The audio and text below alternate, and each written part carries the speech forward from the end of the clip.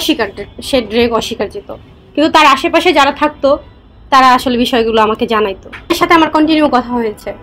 সেই মেয়ের একটাই কথা, সে তার উপরে দুর্বল হয়ে পড়েছে, তাকে ভালোবাসে সে।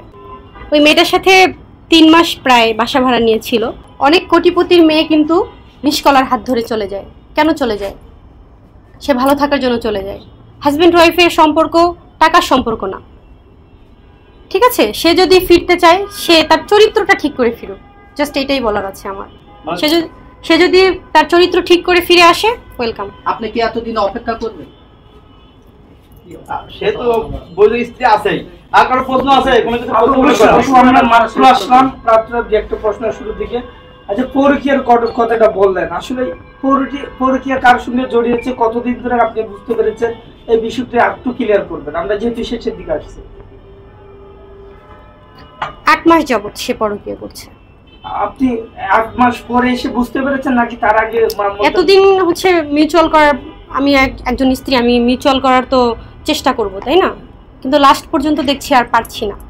আপনি কি সেই মেয়েটাকে মেসেজ দিয়েছিলেন আপনি আমার স্বামী? সেই মেয়ে একজন স্ত্রী হিসেবে আমার এগুলো শুনতে হয়েছে।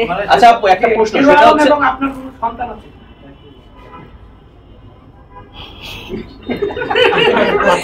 ভাই আপনারা আর প্রশ্ন করেন না প্লিজ।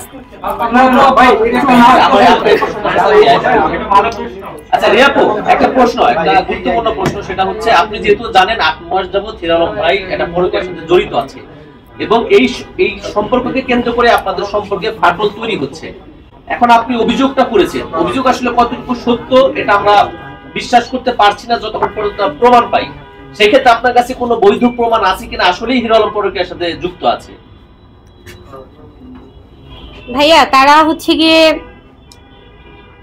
বাসা ভাড়া নিয়েও 3 মাস ছিল, ঠিক আছে? এগুলো তো বললেন না।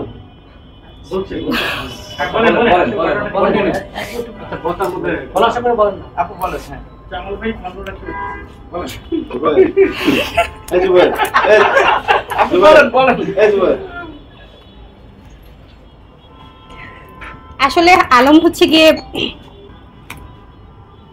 তো আমি একটু তার থেকে দূরেই ছিলাম, মানে অফিস ছিল এক জায়গায় আর আমার বাসা ছিল একটু দূরে, তো সেই ক্ষেত্রে সে নিয়মিত বাসা যেতে পারতো না। আর ওই মেয়েকে নিয়ে সে অফিসের কাছেই বাসা নিয়েছিল। ওই মেয়ের সাথে সে 3 মাস ছিল।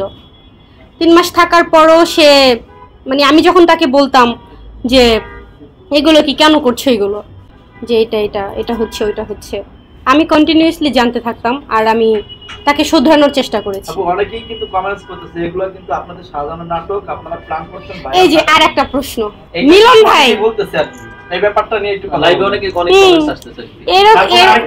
প্রশ্ন আপু, মানুষের জীবন কি নাটক মনে হয় নাকি বলেন? অনেকেই বললো বলা বলি করে আমাদের না, আসলে এটা ঠিক না।